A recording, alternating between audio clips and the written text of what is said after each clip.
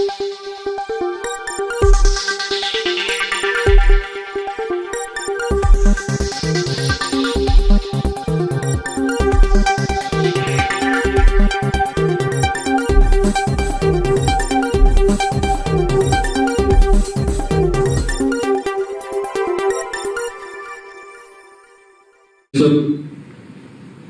महानिदेशक कानून व्यवस्था श्री प्रशांत कुमार जी हैं, अपर पुलिस महानिदेशक उत्तर प्रदेश राज्य फोरेंसिक साइंस डॉक्टर जी के गोस्वामी जी हैं, पुलिस उप महानिरीक्षक श्री राजीव मल्होत्रा जी और सभी फैकल्टी मेंबर्स और जितने भी पहले बैच में प्रवेश लेने वाले नवागंतुक छात्र हैं, आप सबका अभी मैंने परिचय दिया है। मुझे बहुत अच्छा लगा कि आप सबने प्रदेश के पहले फॉरेंसिक साइंस इंस्टीट्यूट में एडमिशन लेकर के अपने कैरियर को आगे बढ़ाने में रुचि ली है।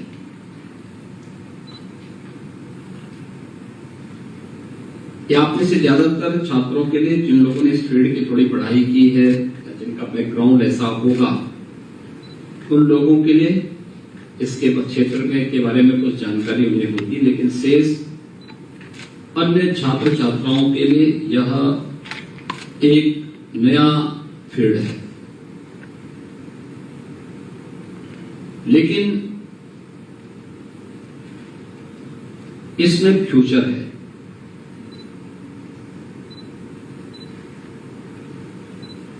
और इस वजह से आपके लिए इसमें नहीं तो संभावनाएं निकलेंगी। उन संभावनाओं को ही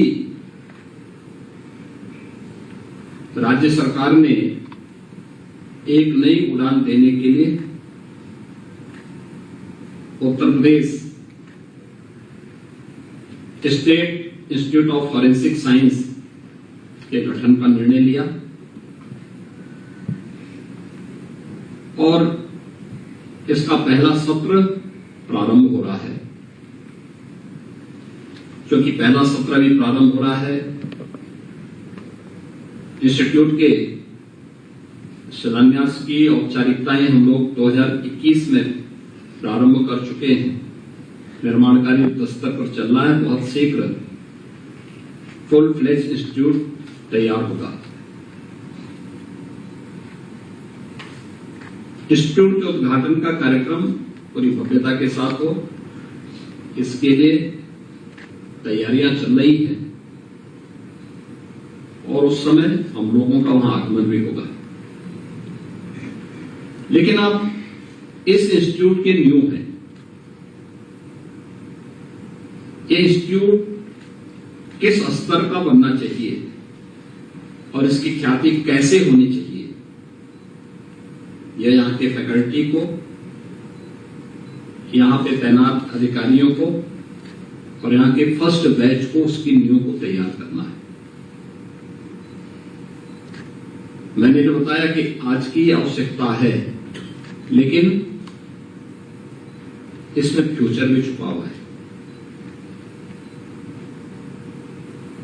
अक्सर आप देखते हैं, हम जिस समाज में रहते हैं, जिस सोसाइटी के हम पार्ट हैं, हम अक्सर बात करते हैं रूल ऑफ लॉ का, हम अक्सर बात करते हैं गुड गवर्नेंस की, हम अक्सर बात करते हैं डेमोक्रेसी की।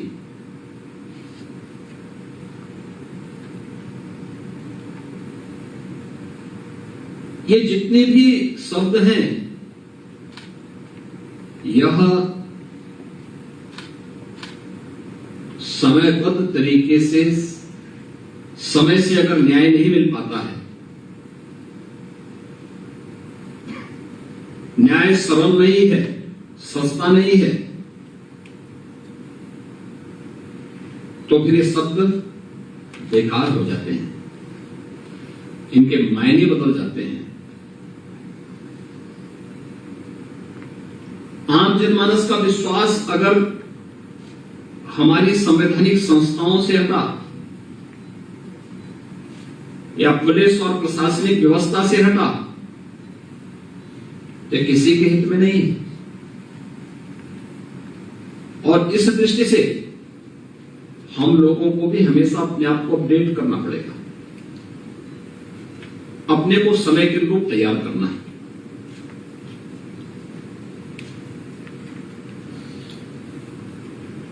आज आप इस समय देखते होंगे साइबर क्राइम के दो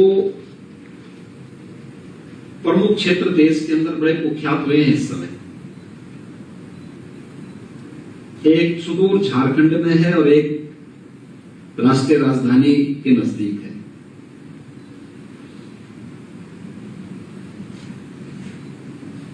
और ये क्षेत्र देखिए नकारात्मक मानसिकता कहां जाती है और कैसे किसी सिस्टम का और किसी तकनीक का दुरुपयोग करते हैं, इसके दो उदाहरण हैं। झारखंड के जामताड़ा के पास और राष्ट्रीय राजधानी के मेवात में साइबर क्राइम से जुड़े हुए ज्यादातर मामले पाए गए हैं। ये सभी देश के अत्यंत पिछड़े क्षेत्रों में माने जाते हैं,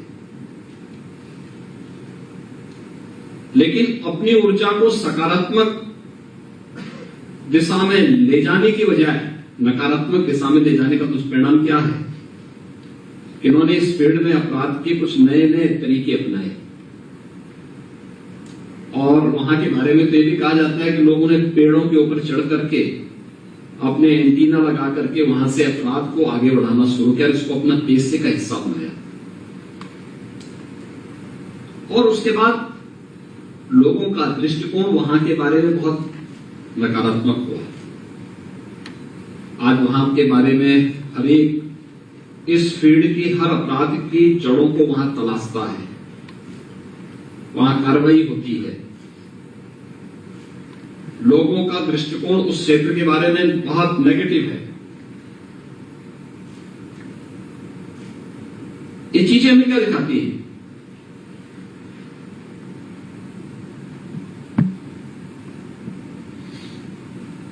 कि लोगों में ऊर्जा थी, उस ऊर्जा को सकारात्मक दिशा में ले जाने के लिए जो योग्य योजक होने चाहिए थे उसकी कमी थी, या फिर उन्हें उस प्रकार का प्लेटफॉर्म नहीं मिल पाया। समय के अनुरूप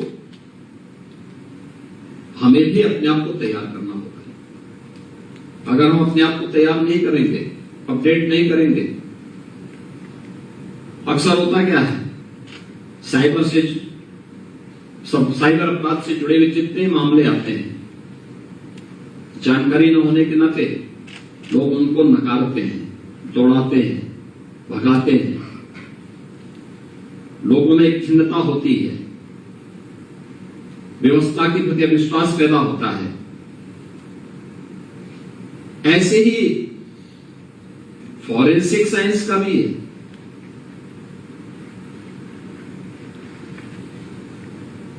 अक्सर होता है कहीं कोई अपराध हुआ, एफएसएल की लैब में जांच करने के लिए गया है, फिर वह महीनों लगते हैं उसमें रिपोर्ट आने में, और बहुत बार रिपोर्ट में भी इतना घालमेल होता है कि उस पे भी प्रश्न खड़े होते हैं।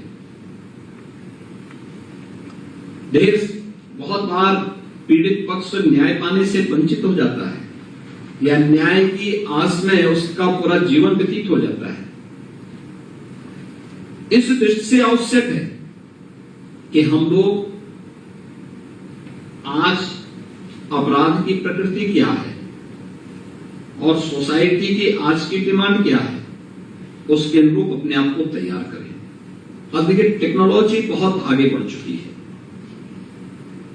अगर हम उसके अनुरूप अपने आप को तैयार नहीं करेंगे, पिछड़ जाएंगे। हम एक कॉमन मैन के साथ न्याय नहीं कर पाएंगे। और इसीलिए प्रदेश सरकार ने तय किया कि हम लोग यहां पर Uttar Pradesh state institute of forensic science की स्थापना करेंगे। इंस्टीट्यूट के निर्माण की कार्रवाई को आगे बढ़ाया और आज मुझे प्रसन्नता है कि इसका पहला बैच 5 ब्रांच के साथ अपना कार्य प्रारंभ किया है। मैंने गृह विभाग को भी और इस संस्थान में जो अधिकारी हमारे कार्य कर रहे हैं, मैंने उनको इस बारे में पहले से कहा कि भाई आप लोग पहले दिन से इस बात को तय करिए कि हमें इसको वर्ल्ड क्लास इंस्टीट्यूट के रूप में स्थापित करना है। उस प्रकार के हम कोर्सेज इसमें लेकर के आएंगे। इस संबंध में लगातार देश के अंदर के उन सभी संस्थानों के साथ इंस्टीट्यूट के एमओयू हो रहे हैं, उनके साथ उनकी लगातार सेटिंग हो रही है, उनके साथ लगातार एक संवाद के माध्यम से उनको आगे अपने साथ जोड़ने का कार्य हो रहा है। और फैकल्टी को भी हम लोगों ने कहा कि अच्छी फैकल्टी को तैयारी करके यहां पर लेकर के आएंगे।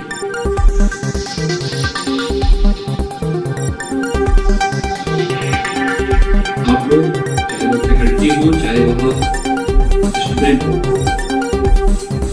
फर्स्ट बैच को कैसे आगे ले चलना है ये आपको तय करना है। यूपी पुलिस इसको संचालित कर रही है और फोर्स का पहला नियम है अनुशासन। मुझे लगता है कि आप सबको भी इसमें तय करना होगा अभी से। इंस्टीट्यूट के संचालन के लिए एक सामान्य कार्य योजना बनाना, एक एक कार्य के लिए स्वयं भी और दूसरे को भी जवाबदेही तय करना है, ऑनरशिप देना हर एक चीज की। यहां ये इंस्टीट्यूट हमारा है, हमें इसको आगे बढ़ाना है। इसको इसकी ख्याति देश के अंदर भी हो और विदेशों में भी हो, इसके लिए पहले दिन से आपका जो प्रयास प्रारंभ होगा वह इंस्टीट्यूट को एक नई पहचान दिलाएगा। और उत्तर प्रदेश इसकी आबादी का सबसे बड़ा राज्य है। 25 करोड़ की आबादी यहां निवास कर रही है। इस 25 करोड़ की आबादी की कुछ अपेक्षाएं होंगी। उन अपेक्षाओं और आकांक्षाओं को आगे बढ़ाने के लिए हमारे स्तर पर क्या प्रयास हो सकता है। आज हम लोग प्रदेश के अंदर हर जोन और रेंज में एफएसएल की लैब्स बना रहे हैं। हमारे पास साइंटिस्ट नहीं है। 2017 में जब हमारी सरकार आई थी, हमें उत्तर प्रदेश में तब केवल 2 साइबर थाने थे, वे भी फुल्ली फंक्शनल नहीं थे। हमने कहा भी हर रेंज में स्थापित करो। देखिए 2017 में क्योंकि साइबर क्राइम उस समय बढ़ता हुआ दिखाई दे रहा था, उसका एक ट्रेंड चल रहा था और लगातार बढ़ रहा है। उस समय भी हम लोगों ने इसको कहा था कि भाई इस चीज को हमें थोड़ा गंभीरता से लेना चाहिए, लेकिन एक्सपर्ट आज भी उसकी कमी महसूस की जाती है। आज हम इस बात को मानते हैं कि रेंज नहीं, यह हर जनपद में होना चाहिए और हर थाने में। जो 1537 थाने हैं उत्तर प्रदेश पुलिस के, इन सभी थानों में साइबर हेल्प डेस्क के साथ साथ वहां पे ट्रेन मैन पावर की आवश्यकता वहां महसूस की जाती है। एफएसएल लैब जितनी भी उत्तर प्रदेश के अंदर बनी है, साइंटिस्ट नहीं है, टेक्नीशियन नहीं है। और ये केवल उत्तर प्रदेश की बात नहीं कर रहा हूं मैं, पूरे देश के अंदर की स्थिति है। उस आवश्यकता की पूर्ति के आप माध्यम बनेंगे एक, लेकिन इसमें भी हमें अपने को हमेशा तैयार करना होगा कि समाज की आवश्यकता क्या है, वो क्या सोच रहा है, उससे 2 कदम आगे सोचने की एक आदत डालना है। अपनी दृष्टि को थोड़ा विस्तार देना होगा, संकुचित करने की आवश्यकता नहीं, उसको विस्तार देना होगा। अगर आप किसी भी प्रकार की एंटी सोशल, एंटी नेशनल या किसी भी प्रकार की लॉ एंड ऑर्डर को या सिक्योरिटी को चैलेंज देने वाले तत्व से 2 कदम आगे सोचने की सामर्थ्य रखते हैं, तो आप उसको नियंत्रित कर पाएंगे। अगर आप उससे 2 कदम पीछे, तो वह आपको नियंत्रित कर देगा, आपकी सोचने की सामर्थ्य समाप्त कर देगी। इसके लिए निरंतर संस्थान में कार्य करना है। स्टडी पेपर लिखे जाने चाहिए, अलग अलग जनपद के, अलग अलग प्रदेश के, राज्य में रेंज, जनपद wise, range wise, zone wise हमें उसको फिर देखना चाहिए कि किस प्रकार के अपराध की स्थिति है। आप उसको अपने डॉक्यूमेंटेशन करिए, देखिए उसको, फिर उस पर रिसर्च होना चाहिए, क्या कारण है, क्यों यह अपराध इसी क्षेत्र में क्यों होता है। देखिए, मैं बता सकता हूं, हमारे प्रदेश के अंदर 75 जनपद हैं और 75 के 75 जनपदों के अंदर मैं बता सकता हूं किस जनपद में किस प्रकार के अपराध ज्यादा होते हैं, किस क्षेत्र में किस प्रकार की प्रवृत्ति के अपराधों की बाहुल्यता है, और उसको कंट्रोल करने के लिए उस प्रकार के लोगों की हम तैनाती करते हैं। उसको कंट्रोल करने के लिए उस प्रकार की चीजों को हम लोगों ने जब अभियान के रूप में उसको एक मिशन मोड पर लिया, परिणाम है यूपी में शांति बनी हुई है, कानून व्यवस्था पूरी तरह नियंत्रण में है, सुरक्षा का एक वातावरण कॉमन मैन के अंदर देखने को मिल रहा है। अगर हम भी उसको एक काम चलाओ रख देते कि चलो जो जा रहा है चलो कुछ तो करेगा, तो ये तो टालने वाली स्थिति है। लेकिन नहीं, हमें कहा कि नहीं, फलाने जिले में इस प्रकार का अपराध है, तो यहाँ पे इस प्रकार के व्यक्ति को तैनाती दो। इनके साथ एक टीम होनी चाहिए, व्यक्ति अकेले नहीं करेगा, इसके साथ एक टीम होनी चाहिए, टीम इस रूप में कार्य करेगी। रिजल्ट आने प्रारंभ हो गए, वह टीम भी वहां उस प्रकार की मेहनत करती है।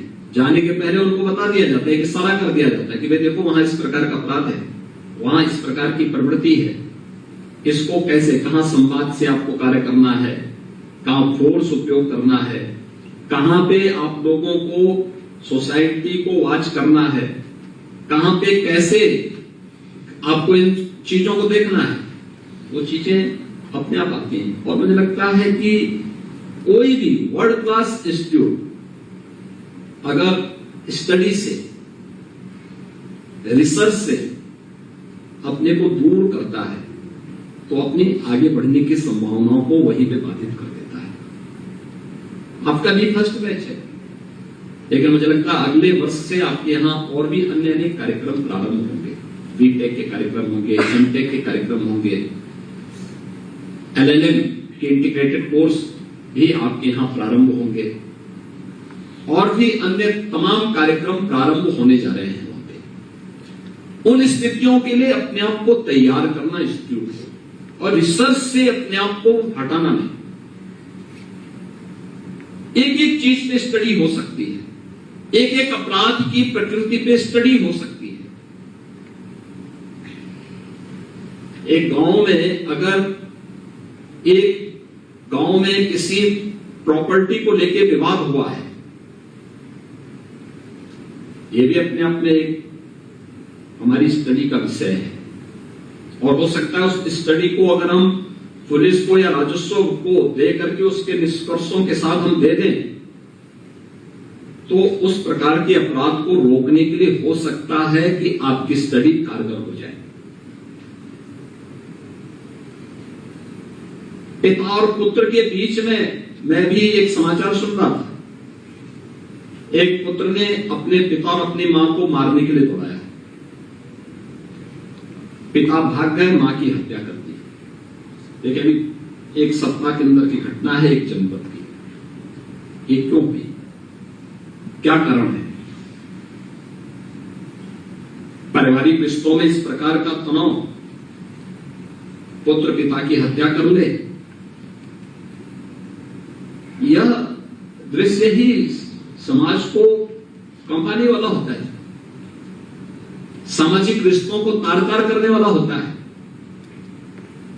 ये चीजें हमें दिखाती हैं कि कहीं ना कहीं सोसाइटी के बीच में कुछ ऐसा पक रहा है जो आने वाले समय के लिए सोसाइटी के हित में नहीं होगा।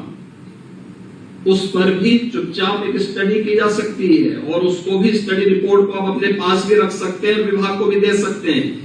आखिर वह थानों में जाए, थाने वाले देखें भी तो भाई उनके पास इतना वर्कफोर्स होता है, इतना कार्य का उनके पास दबाव होता है कि उनके पास स्टडी करने का अवसर नहीं होता।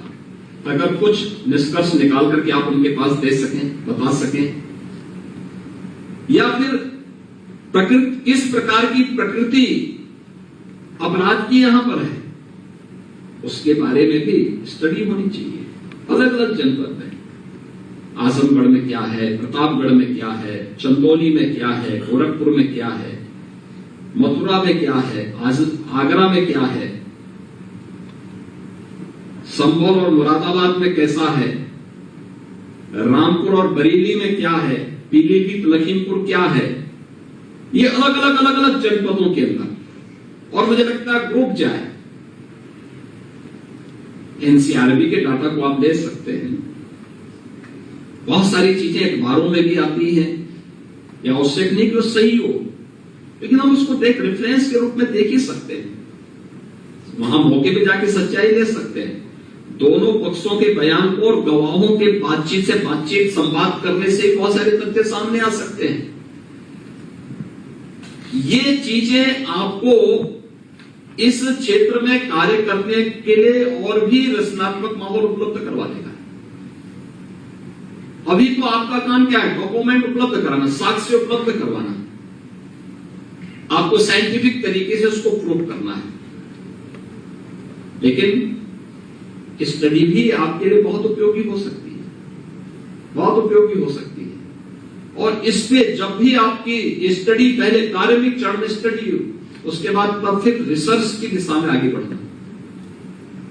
किसी स्पेसिफिक विषय को लेकर के आपने स्टडी की तो वह स्टडी आपका रिसर्च में बदलेगा। वही रिसर्च अगर स्पेसिफिक है तो आप उसको पेटेंट की तरफ भी बढ़ेंगे। आपका इंस्टीट्यूट वर्ल्ड क्लास बनना है तो आपके पास उतने अधिक पेटेंट भी होने चाहिए, उतने अधिक रिसर्च भी होने चाहिए। रिसर्च वो नहीं जो किसी ने पहले कर दिया उसी को हम अपना नाम चस्पा करके फिर उसको अपने नाम से कर लें, वो नहीं हो सकता। क्या है इसमें नयापन? क्या है वो नयापन? मिलेगा, हमें ढूंढना पड़ेगा, उस दिशा में हमें प्रयास करना होगा। और मुझे लगता है कि एक नया अवसर है आपके लिए। सामान्यतः आप में से बहुत सारे लोग होंगे जो नौकरी कहीं भी कर सकते हैं, लेकिन इस नए फील्ड में अगली बार जब एआई और मशीन लर्निंग का पाठ्यक्रम यहां संचालित होगा, आप देखेंगे फ्यूचर उसी में कैसे एक जगह बैठे बैठे आप पूरी व्यवस्था की गतिविधियों को वॉच कर सकते हैं। ये सारी चीजें आपको उसके माध्यम से जानने सीखने के लिए मिलेगा। न्यू एज कोर्सेज आपके पास आएंगे, उनको देखेंगे। इंस्टीट्यूट जब उस फील्ड में आगे काम करेगा, लोगों को लगेगा कि हाँ ये काम बहुत पहले होना चाहिए था, कितने पीछे हम लोग रह गए, इन चीजों पे हमें 10 वर्ष पहले सोचना चाहिए था। लेकिन देर आए दुरुस्त आए। जिन छात्रों ने इसमें अपने कैरियर को आगे बढ़ाने का निर्णय लिया, उनके लिए बहुत ब्राइट फ्यूचर यह फील्ड हो सकता है।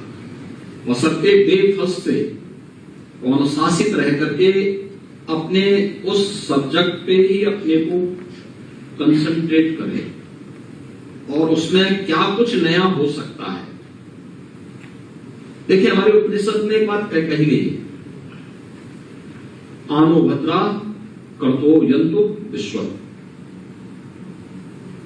यानी ज्ञान को सभी दिशाओं से आने के लिए अपने मस्तिष्क को खुला रखो। जहां से भी ज्ञान की धाराएं आ सकती है, जहां से भी आ सकती है, संकुचित दृष्टिकोण से उभर करके हम अपने आप को केंद्रित करें, अब कंसंट्रेट करें इस विषय की ओर। और मुझे लगता है कि एक बहुत विस्तृत क्षेत्र है आपके पास। अभी तो बीएससी एमएससी का, फॉरेंसिक का जो है आपके पास पाठ्यक्रम आपके पास आया है, डिप्लोमा पाठ्यक्रम आपका साइबर से जुड़े हुए कुछ यहां पर आप लोगों ने यहां पे प्रारंभ किए हैं, अन्य पाठ्यक्रम यहां पे धीरे धीरे करके आगे बढ़ रहे हैं। लेकिन धीरे धीरे करके इसमें नए नए पाठ्यक्रम भी आएंगे, फैकल्टी भी आएगी। और मैंने पहले गृह विभाग से भी कहा है और अपने अधिकारियों से भी कहा है, सभी से, कि भाई अच्छी फैकल्टी को जहां कहीं भी देश में मिलती है, दुनिया में मिलती है, उनको लेके आ जाओ, इंस्टीट्यूट को अच्छे ढंग से आगे बढ़ाओ और फिर मजबूती के साथ आगे चलता हुआ दिखाई देना चाहिए। लेकिन ये सारा दारोमदार तय करेगा आपके अनुशासन पर और संस्थान की आंतरिक व्यवस्था को सुचारू रूप से संपन्न करते हुए लगना चाहिए कोई इंस्टीट्यूट है, लगना चाहिए वर्ल्ड क्लास इंस्टीट्यूट की ओर बढ़ता हुआ एक संस्थान अपनी यात्रा प्रारंभ किया है। और मुझे लगता है वो एक यादगार क्षण आप सबके लिए होगा जब आप अपने कैरियर को आगे बढ़ाएंगे। तो आपको जीवन के अलग अलग फील्ड में जाना पड़ेगा, अलग अलग क्षेत्र में जाएंगे। और ये आने वाले समय में मेरा यह मानना है कि सिविल पुलिस की अपनी भूमिका होगी, लेकिन उस भूमिका के साथ आपकी भूमिका को कोई नकार नहीं पाएगा। आपके बगैर उनकी भूमिका अधूरी रह पाएगी। एक रूल ऑफ लॉ के लक्ष्य को या गुड गवर्नेंस के लक्ष्य को बनाए रखने के लिए आपकी एक बहुत बड़ी भूमिका होगी। और उसके लिए आप लोग अपने आप को सौभाग्यशाली माने कि इस इंस्टीट्यूट के फर्स्ट बैच के आप सभी जो है यहां से अपने कैरियर की शुरुआत करने जा रहे हैं। मैंने इसीलिए आज यहां पे मुख्यमंत्री आवास में आप लोगों को मैंने आमंत्रित किया कि मैं आपसे संवाद बनाऊं। मुझे विश्वास है कि आप सभी लोग संस्थान के अनुशासन को मानते हुए वहां के नियमों को याद करना।